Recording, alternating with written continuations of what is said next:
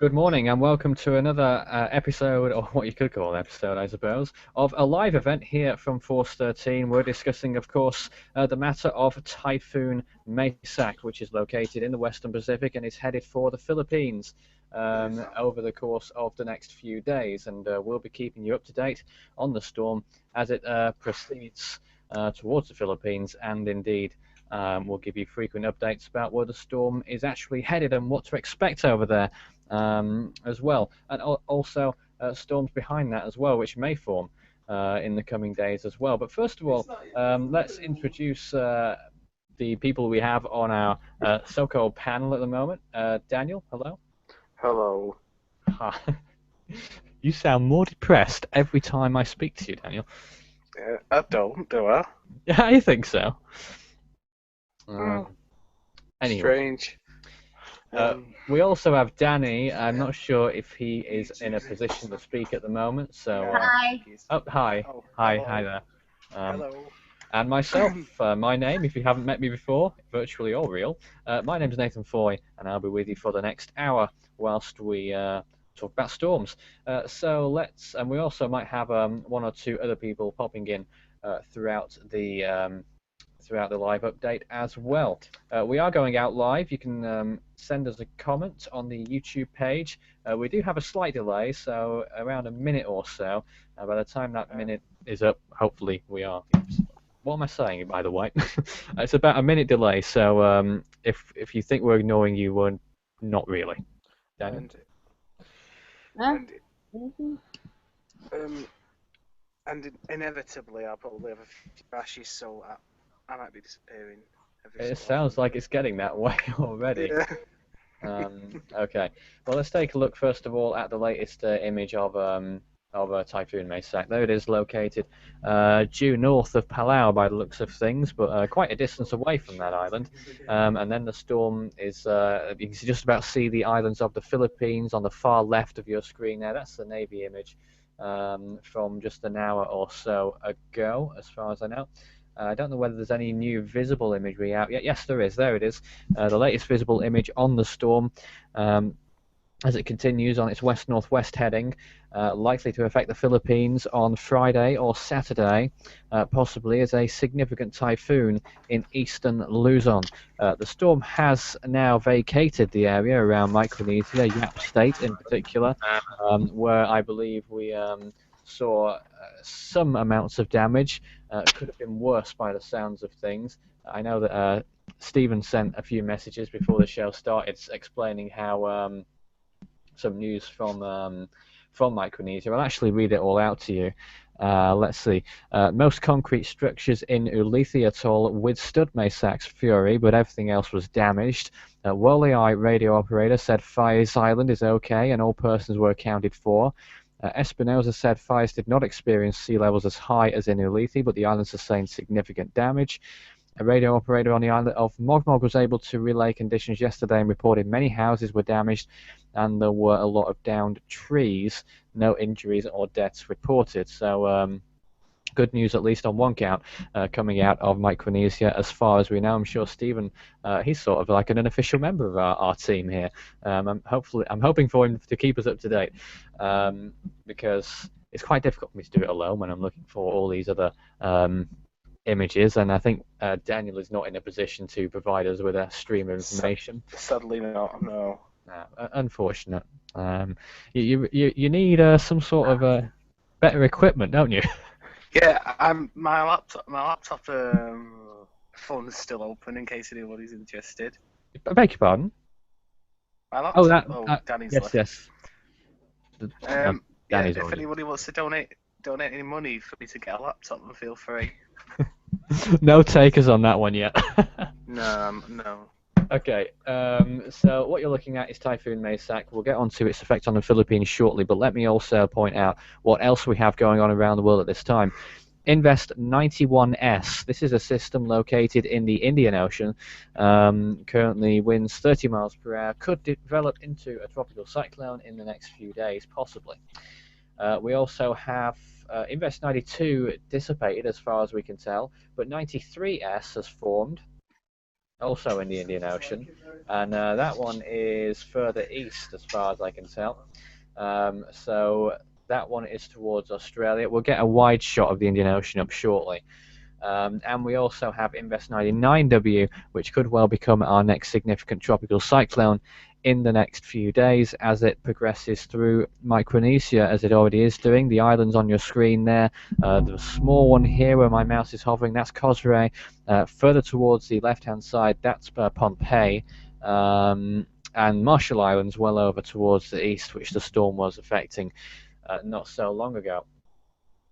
So the latest intensity on Typhoon Maysak is 140 miles per hour, an air pressure in the ballpark of around 925 millibars it was, but it's gone up since then, I think. Is that yes? The Japanese Meteorological Agency. Let's see what they're saying about the storm. 935 in air pressure, 95 knots, 10-minute sustained winds. In a center, all of these conversions, it's a nightmare.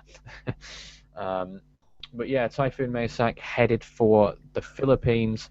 Here's another view from the Joint Typhoon Warning Center, showing where the storm's likely to go in the next few days. It appears that we're looking at a landfall either in Aurora in the Philippines, Aurora province, or Isabela perhaps, as the storm continues towards the northwest and could make landfall as a typhoon. It appears that the storm will be fairly weak by the time it gets there, and it may only be a marginal typhoon by the time it does reach land, but still, wind speeds will probably be 75 miles per hour and higher gusts. That's 120 kilometers per hour or so, higher gusts. And then after that, the storm may still survive a little bit longer, maybe long enough to reach either China or Hong Kong. It appears, I know someone asked me yesterday whether Taiwan would see any effects from the storm. I think the answer is going to be no. Daniel? Nothing really to add. You've pretty much answered all my questions. As always. Okay, excellent. Well, if you've got anything to say about the storm, if you have any questions to ask myself or Daniel, or indeed anyone else who pops in throughout the hour that we're going to be on air, then please feel free, and I'll do my best to answer, because I don't think Daniel will be able to answer unless it's a personal question. No. Yeah. They could always donate to my laptop fund, though. Yeah, you said that once already, Daniel. Come on. Just to remind everybody. I've already given you one shameless plug. I can't give you another one. No. Towards your laptop fund. Okay, right. Let's see. What are people saying at the moment? Are there really any people that are living in any landfall areas? Now, that was from Lucas Chan. I'm not sure whether you're referring to Micronesia, which the storm has already affected, or the Philippines. Obviously, all of those locations are inhabited. The bit that the storm passed over as a Category 5 storm, the islands of Ulithi and Faiz, the population combined on those two islands is around 2,000. So it is I mean, it's not a huge city or anything, but it's a fairly significant amount of population living on those two islands.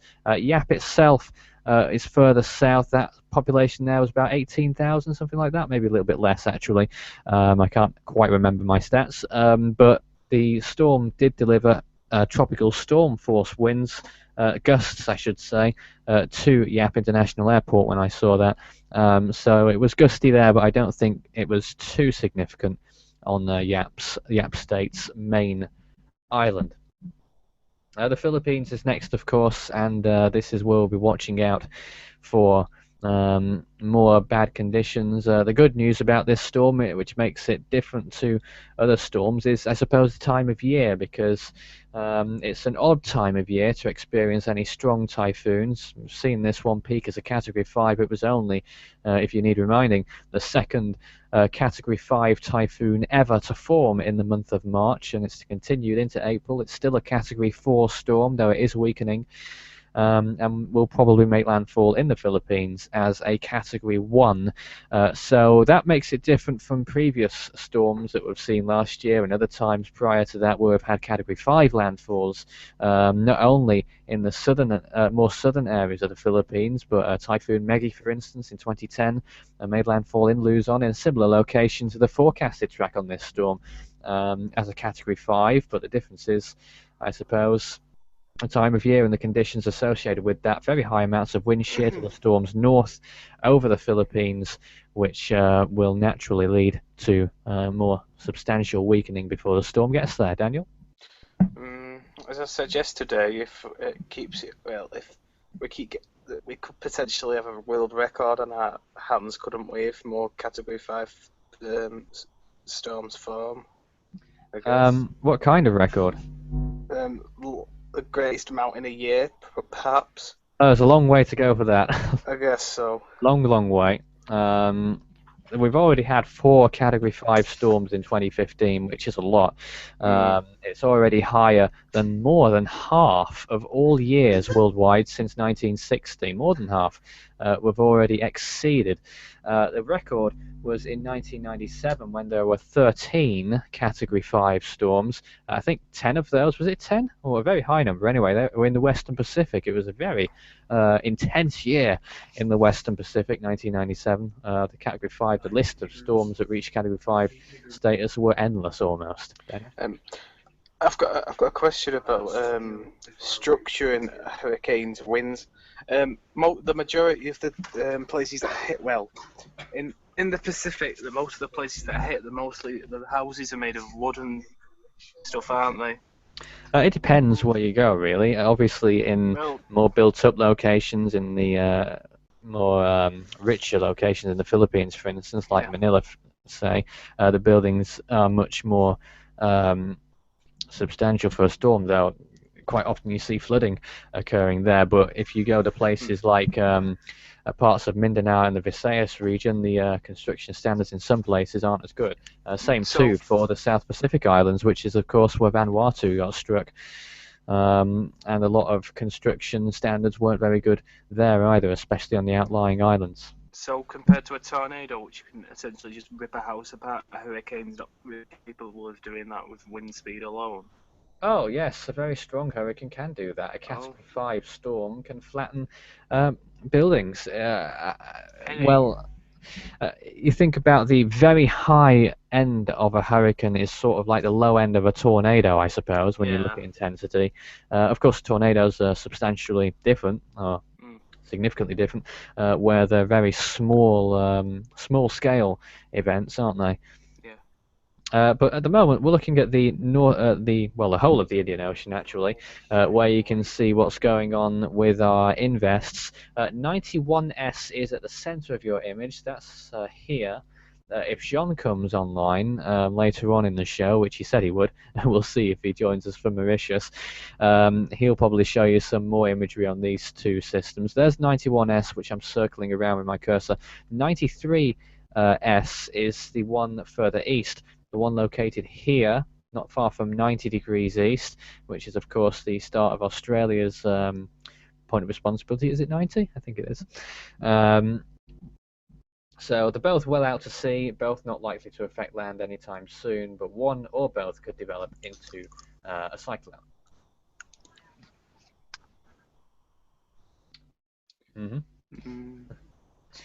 Didn't John say he'd be coming on within the last 30 minutes? Yes, he did. He did indeed. I imagine he's in bed at the moment, isn't he? It's quite late in Mauritius now. It's very late. He's doing a wonderful job like he did last night. He came on halfway through our show as well last time. So, yes. Stephen also clarifies that there were 5 fatalities reported on the island of Chuuk when the storm was starting to ramp up a few days ago. And that figure of 5 has not changed. And yeah, lots of lots of nonsense going on in the comments thanks to Steve. We know Steve very well. Can you read them out for me? I can't read them at the moment. Pardon, what was that? It sounded like gobbledygook. Could you read a selection of them out to me, because I can't see them at the moment. Well, I just did, sort of. The nonsense you were going on about. No, it was just posting lots of little faces. Anyway, enough. We're looking at the latest water vapor imagery of Typhoon Maysak. You can see it quite clearly dominating the image towards the central near the bottom. Not too far from the Philippine Islands now, though the spiral bands have yet to make an effect on the eastern part of the Philippines. Looking at the shear map, if I can load it up, there's the shear map. Now, if you're confused by all of this jumble of colours, I'll do my best to try and explain it a little bit better. So, all the red areas, for instance, filtering out towards the yellow zones as well, those indicate very high amounts of wind shear, which are very capable of shearing apart a storm and substantially weakening it, displacing, with weak storms at least, displacing all its thunderstorm activity as well. And very high amounts of wind shear ahead of the storm, as has been the case for quite some time. It appears to be getting a little bit of a grip around the storm at this point, extending to the east, not too far from extending to the west, and very high amounts to the north as well. So wind shear is closing in on the storm, and that will, if it isn't already, it will certainly contribute to the storm's demise in the next few days if it remains as high as that. And I'm just going to load up now the floater image if I can. But I do not have it preloaded, so I'm going to have to fetch it somewhere. Where is it? Do you have the Look at a picture of Daniel's face whilst I do that. Oh, he'll hate that. He'll hate that. Yeah. Okay, enough. Okay, let me find the. Where are we? Here we are. Latest imagery.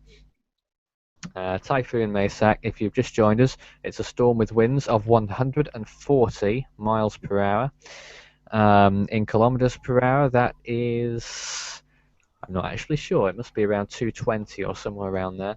Category 4 on the Saffir-Simpson hurricane wind scale. It hasn't been a super typhoon for some amount of time now, several hours. Don't know why that took so long to load, by the way, but it did. And you can see how the storm's been progressing in those past few frames as it's been gradually moving. It looked more west than northwest in the first frames there, but it's turned a little bit towards the north once more. And you can sort of see the spiral bands on the not a spiral band, but like the I'm sure it has a name, but the forerunning band, I suppose, the periphery of the storm, sort of hitting a brick wall by the looks of things on the left-hand side. The black areas showing the most intense parts of the storm, and it's much more scattered in a way, broken up, considering how it looked when the storm was at its peak, where you had a whole black ring around the center of the eye, at the center of the storm, and it's just a few black areas on the left-hand side now, and maybe a slight little bit on the right-hand side, but certainly signs of weakening and a little bit more disjointedness, I suppose. Yeah. Do you have the wind map available? Not at this present time. Oh, right. I'm just going to look at your face again for just a moment. Oh, no. Oh, he hates that. Yeah, indeed. Andrew would like to see the temperatures of the water. Yes, we can do that. Andrew? Yeah, a different Andrew than the one you're thinking. Oh yeah. See some of the temperatures you can see on this map. I don't want to load the high resolution version in case it breaks my PC and I've got no backup at the moment. You can see warm waters. Indian Ocean, very warm at this time, around 30 degrees all around the central part of the ocean. 28 degrees or so where the typhoon is right now. I'll do my best to point out where it is with my cursor. Around here somewhere, up here somewhere is the storm right now, around 27 or 28 degree temperature waters, gradually decreasing slightly over the next few days as it heads towards the Philippines. Water temperatures in general in the Western Pacific starting to heat up now. 28 degrees is very common in the South China Sea. That couldn't have been said a month ago. And the other Invest 99W is located somewhere around here where my cursor is right now. Hopefully you can see that. And temperatures around that system at the moment are around 29, maybe 28 degrees Celsius, but certainly warm enough than the 26-degree threshold required for storm development. It's really colourful.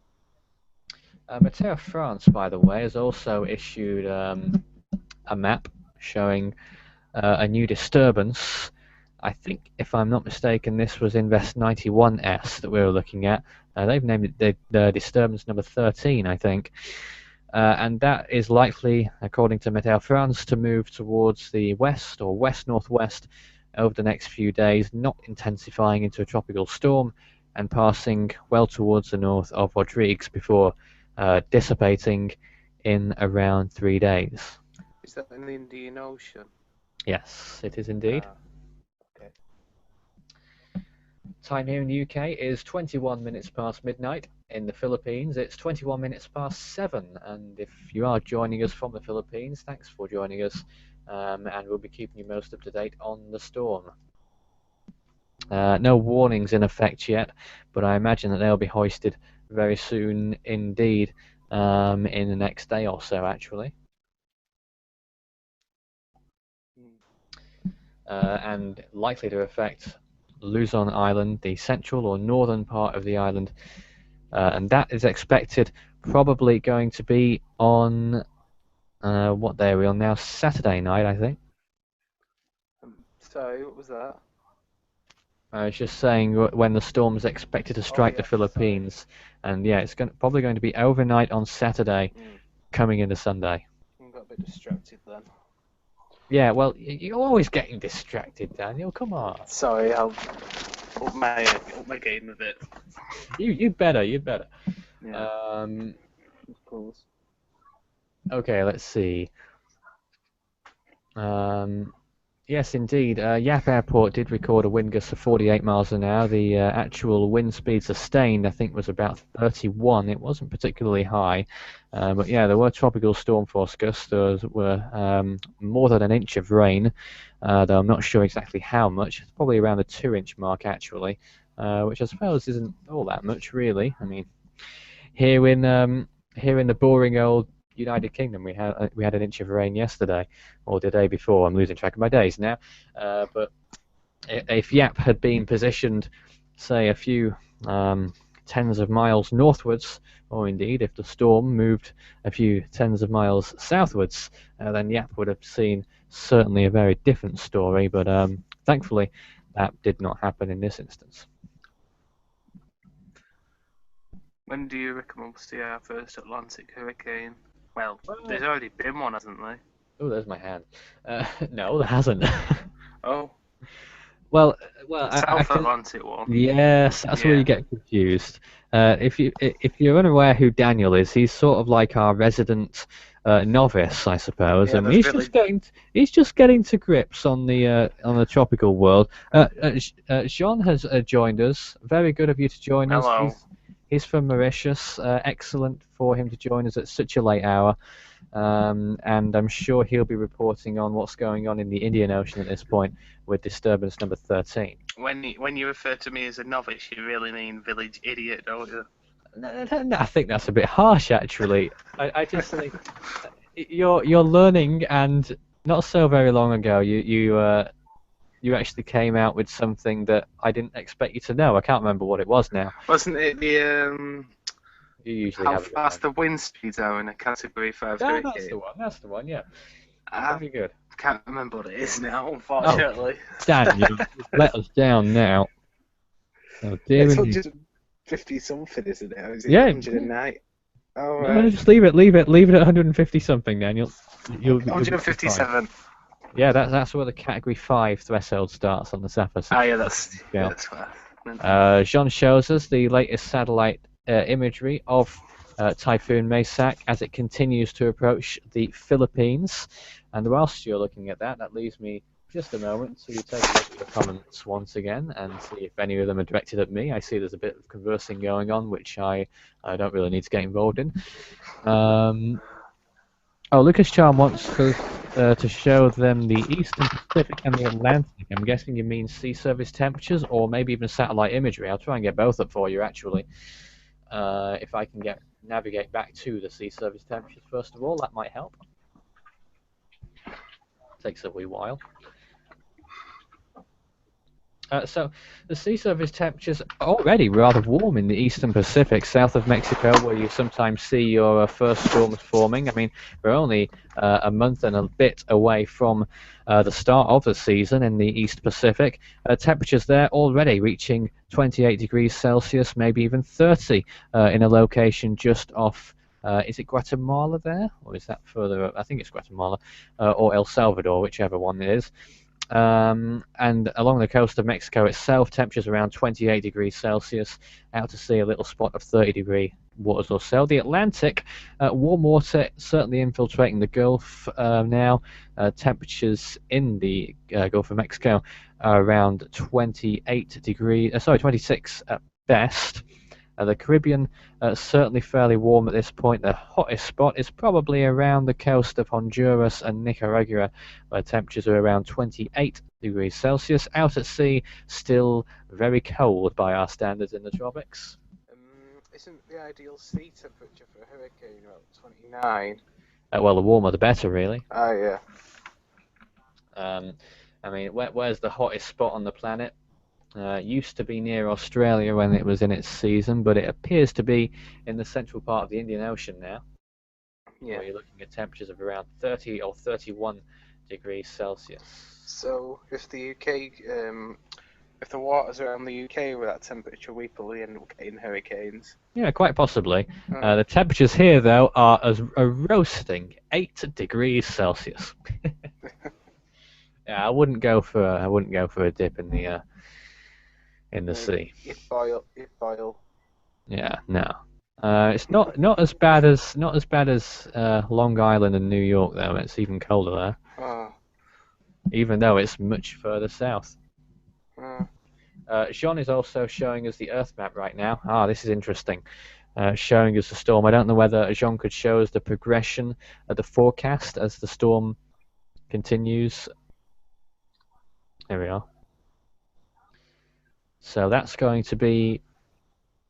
Where are we here? That's 2 days from now. Yeah. So 2 days from now, the storm's expected to be there, starting to affect the parts of the eastern Philippines. And fast forward another day, and there it is, just about to make landfall at 9 p.m. UTC on April the 4th. That's going to be the early hours of Sunday morning in the Philippines, and then what's left of it continuing into the South China Sea as a weak tropical storm on April the 5th towards the end of Sunday.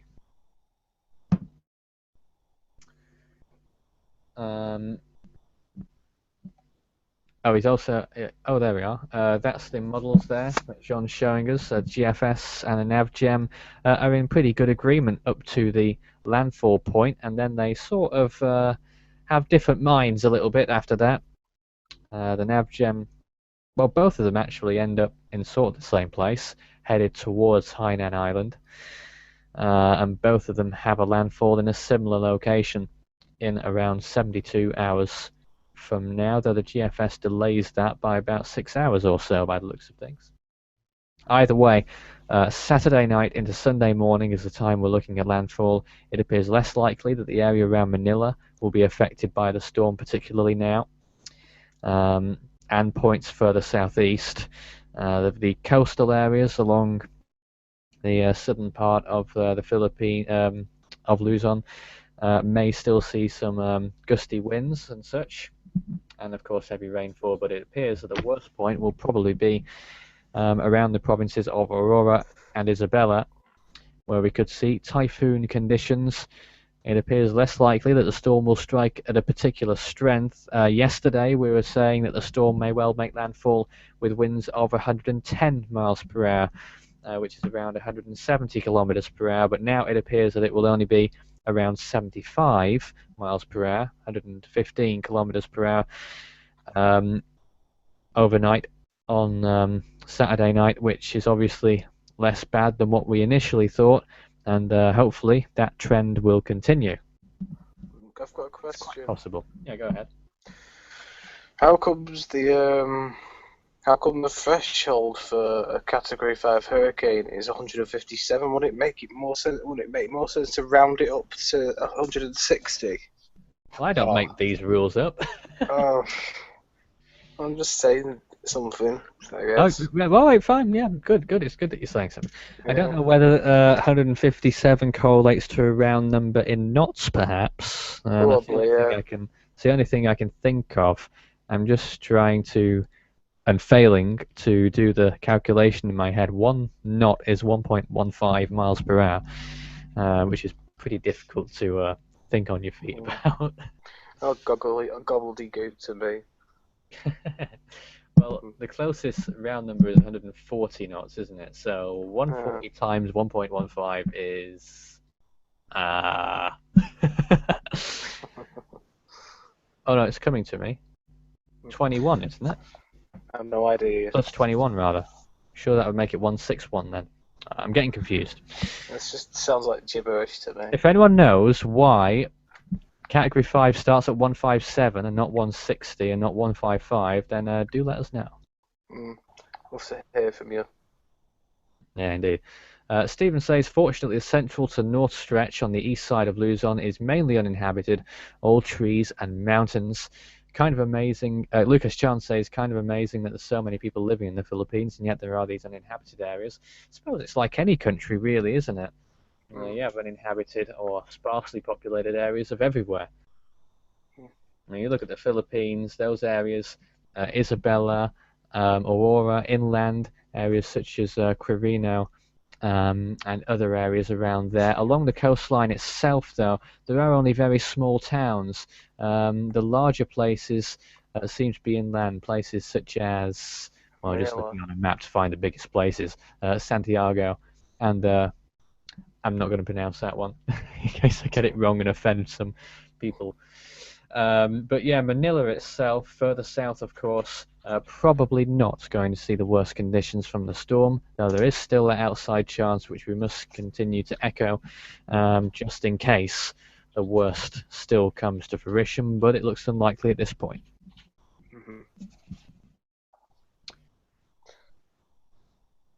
I don't know whether Jean would like to comment anything towards what we're talking about, or whether he'd like to show us what's going on in the Indian Ocean and just have a little bit of a gear change for a moment. Jean's actually experienced a hurricane, hasn't he? I'd imagine so, having lived on Mauritius for some time. I don't know whether he's been there all his life. I'm sure he'll tell us. So you can see those systems there in the Indian Ocean. None of them affecting any land areas. Madagascar, the large island on the left-hand side off the coast of Africa itself, and then the two smaller islands to its east are Réunion on the left-hand side and Mauritius on the right. Needed to get that one right because Jean would kill me off air if I said that Mauritius was the wrong island. And there's the track forecast, not expected to become a tropical storm as far as I can tell, and it will pass harmlessly to the north of Rodrigues on April the 4th. It's quite hard to see Mauritius. It's quite small. Fairly small. Smaller than the UK, I think. Yeah. Oh, clearly. But yes, let's take a look at the latest satellite imagery on Typhoon Maysak. There it is once more. You can see the latest visible image that was taken just over an hour ago. There might be a newer image now. Yes, there is. There's another image of the storm. The latest we can see of it still looks like a pretty strong cyclone. Category 4, wind speeds 140 miles per hour. Air pressure is around 933, according to JTWC, or 935, according to the Japanese Meteorological Agency. So pretty good agreement at this time. And the storm is due to head towards the northwest. Now let's take a look. Sometimes it's nice to get a wider shot of the storm as well. So let's take a look at the 2 kilometer resolution, where you can see the storm in relation to the Philippines. You can sort of gauge the size of it there. I suppose it's 2/3 the size of the Philippines, looking at it. Would you reckon? About 60%, at least. And the storm's headed for there as well. But it's likely to be significantly weaker by the time it gets there, but it could still be a typhoon. It's not the largest typhoon we've ever seen, so that is one plus. Have you seen the photo? Sorry, have you seen the photographs of Maysak from the International Space Station? Indeed, yes. Oh yeah. Yeah, I Quite thought you were going to say impressive. something. Pardon? I thought you were going to say something else then. Oh right. Like, oh yeah. Pause. Oh yeah. But yeah, there were some fascinating images. I'm trying to actually find them at the moment. Yeah. I actually tried to tag the Force 13 Facebook page in the comments, but I couldn't do that for some reason. How cheeky of you, Daniel. It's just gain. Well, if you haven't seen it already, I wanted to show it. Just do it a bit, I suppose. Alright, well, I'm just still doing a little bit of research here. Let's take a look at what John is looking at. There's the track forecast once more, showing how the storm's expected to strike the northern part of the Philippines. I know we recycle this information quite a lot, but there are people joining in the live event all the time, so I feel that we should repeat just in case people miss it the first time. And we'll probably see warnings being hoisted in the Philippines in around 24 hours or less. Its Philippine name will be Chedeng.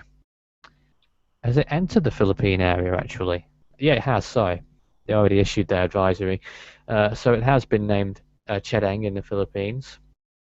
And all future Force 13 updates will run both names on our updates, on the recorded updates and on the live ones.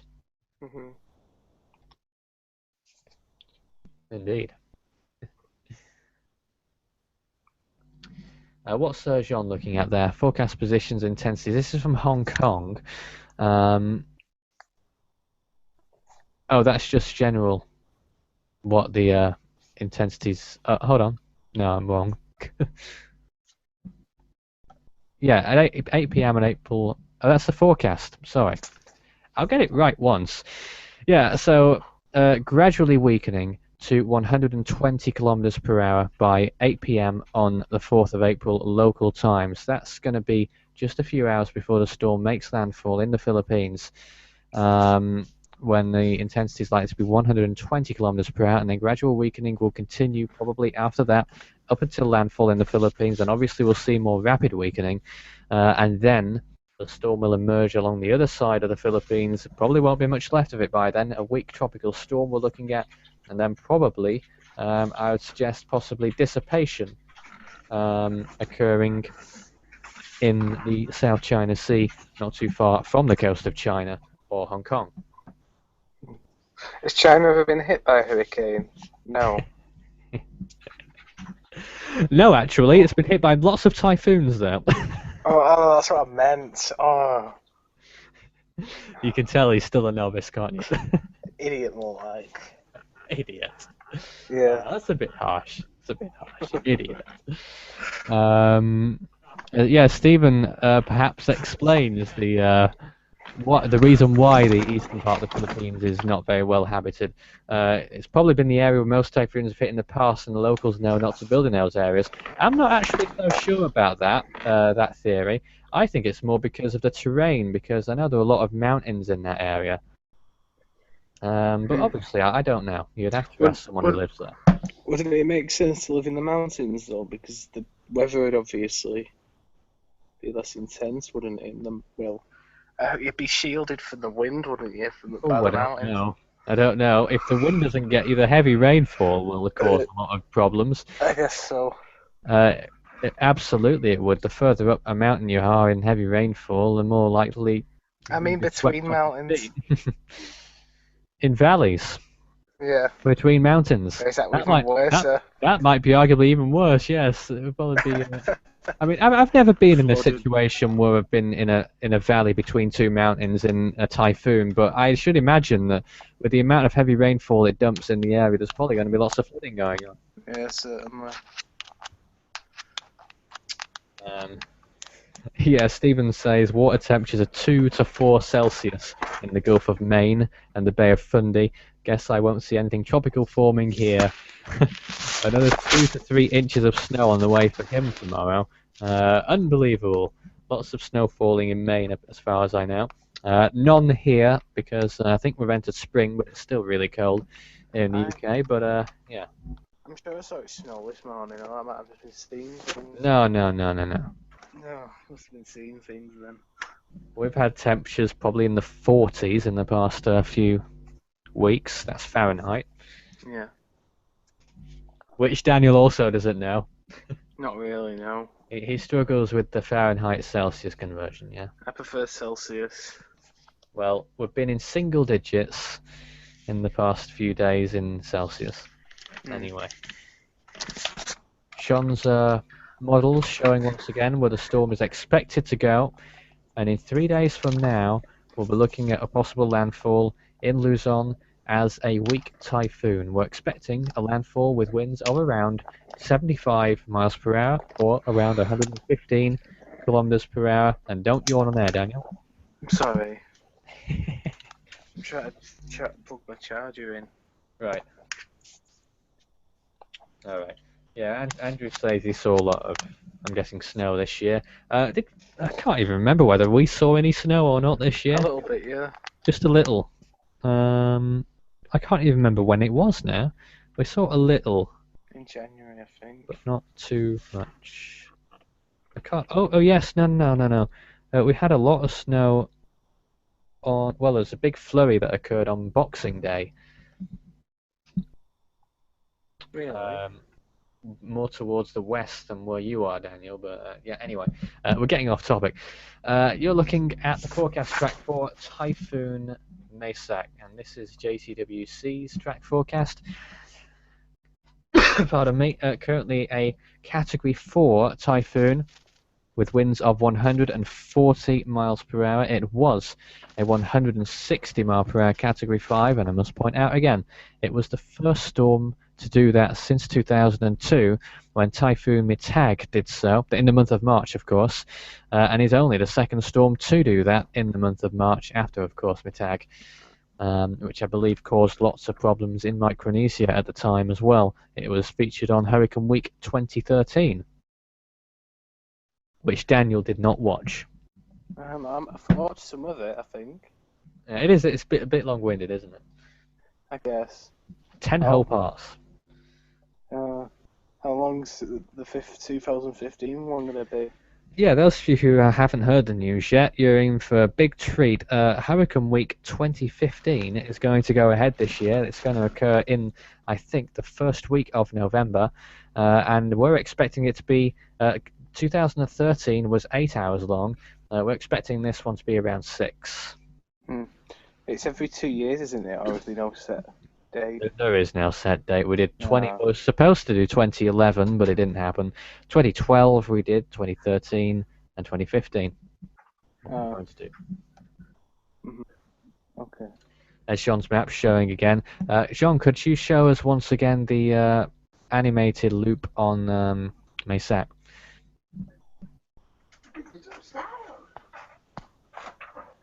Oh, there it is.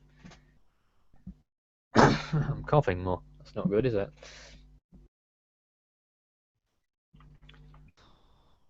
So you're looking at Typhoon Maysak gradually moving towards the west-northwest.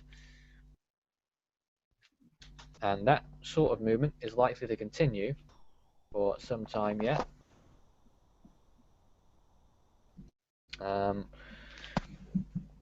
As it continues to move towards the Philippines. Any comments for us? Any questions? You're more than welcome to get in touch. And please share our live videos as well, because it's good to have people on board and people to chat with and have a little bit of engagement going on. And it's a good idea to generate publicity as well. Well, we just provide our service. I don't care how many people watch us, to be honest, but I'd like to think that we've done something towards the fate of humanity. What am I saying? Of course, yeah. You know, I'd like to hope that at least we've helped some people. And I remember one of the first people that I had direct contact with. Someone contacted me from the Azores when Hurricane Gordon was on its way to striking the Azores, the Category 2 storm back in 2012. You know, it felt good offering a little bit of advice, even though I don't know all that much. Well, I mean, I know obviously all the technicalities about hurricanes and typhoons, but not so much when it comes to actually preparing for one. But I obviously tell people to do what most people do, and obviously make sure there are no loose articles, as much as you can cater for, I suppose. Board your house up and all that stuff. So it could be considered a hero in some respects, couldn't Oh, you? please. Don't go there, Daniel. Don't go. Thanks very much. You're too modest. Thanks, Andrew, for the share. Just a little footnote there. So yeah, you're watching Force 13's live update on the storms, but in particular Typhoon Maysak. It's the 20th storm to form in 2015 worldwide. It is the what number are we up to now? 11 Category 3 storms in 2015 already, is it? Sorry, where are we? 11 typhoon equivalent storms, Category 1, and 7 Category 3 equivalent storms. I'm getting all confused, aren't I? I'm like, I'm getting old already. I'm the older one. Only slightly. Yeah. Okay, enough. So yeah, those in the Philippines. Obviously, we may be seeing some inclement conditions occurring for the Philippines not so long from now. The provinces most at risk at the moment are the provinces of Aurora and Isabela along the coast.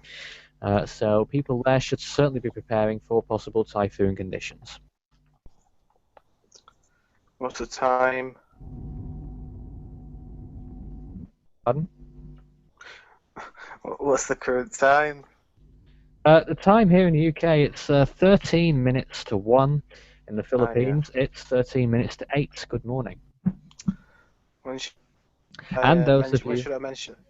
Those of you watching from the States, I know there's a few. Good evening. Yeah, I'm just actually trying to write I can't even speak anymore. It's difficult. Trying to write a tweet whilst I talk. It's more difficult than you think. I'm not a multitasker. No. Chewing gum helps. Chewing gum. Does it really? I find it does. Some people call it a stress reliever, that as well. Yeah. It can be a stressful situation when you're tracking a Category 5 storm. Exactly. You probably need a whole tub of it. Yeah. Having said that, it isn't a Category 5 anymore, incidentally. No. Only Category 4, wind speeds 140 miles per hour, still gusting, I bet, into Category 5 range. Here's the latest floater imagery. You can see how the storm's been progressing.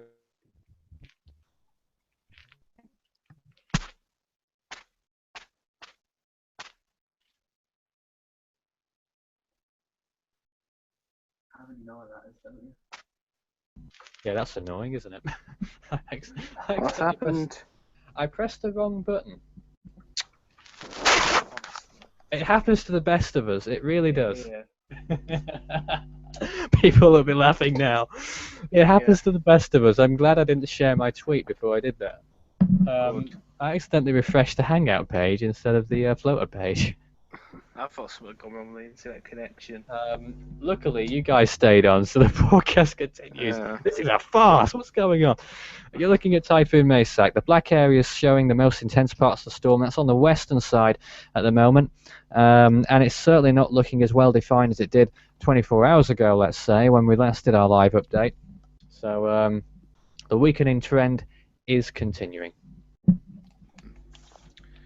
Should I talk about the wiki page? Yeah, sure. Give it a little plug because I'm busy. Pardon? Yeah, give it a little plug. Yeah. Well, just to let everyone know, Force 13's got a wiki now that I set up the other day. So I've got a few pages on, but it's welcome to new content. So if you want to get... Go on. Go ahead. If you want the link, it's Force dash 13 new in numbers .wikia.com. Force-13.wikia.com. There we go. And we've just been joined by Jason, haven't we?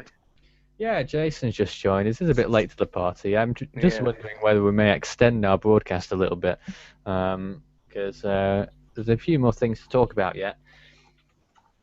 And the next thing I was going to talk about, I've completely forgotten. Oh yes, it was a response to one of the comments actually, talking about the amount of storms, whether it's average or not. So we've seen 20 storms already form in 2015, which is let me just compare. What day are we up to?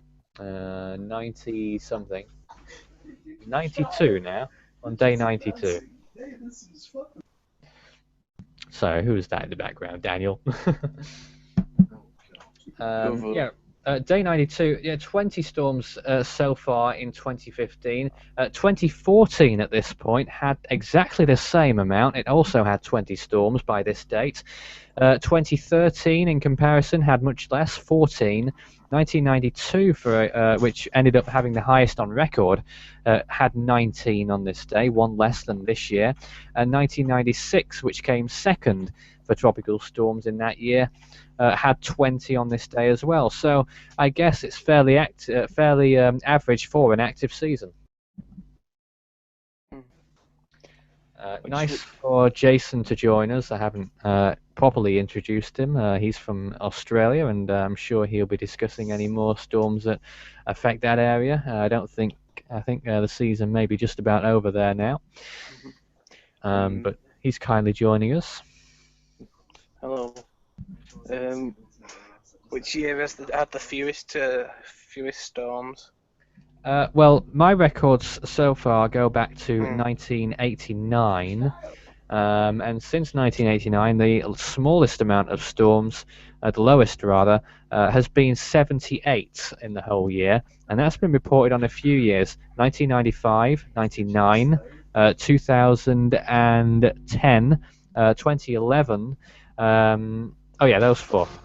So 95, 99, 2010, and 2011. So most of those occurred, well, two of those occurring fairly recently. Jason, it sounds like you're in some sort of somewhere. Daniel, don't mute him. I turned him down. Oh dear. Feel free to. Yeah, I'm just setting up my mic. Yes, very good. It just sounded like for a moment you were on a plane or something. Oh. Yeah, so that's the current situation with storms. Obviously, the amount of Category 5s is certainly more than the average. I mean, if you look at the amount of Category 5s, I said this once already, but I didn't actually give you concrete numbers. Only 26 out of the last 55 years have had 4 or more Category 5 storms around the world in a year.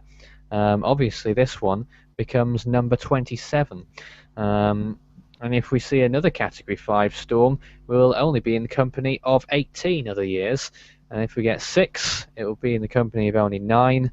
And 7, only 7 years have seen 7 Category 5 storms in the whole year. The record is held by 1997, which had 13, 1965 and 2002, quite a way back, with 8. Just a little bit of stats there.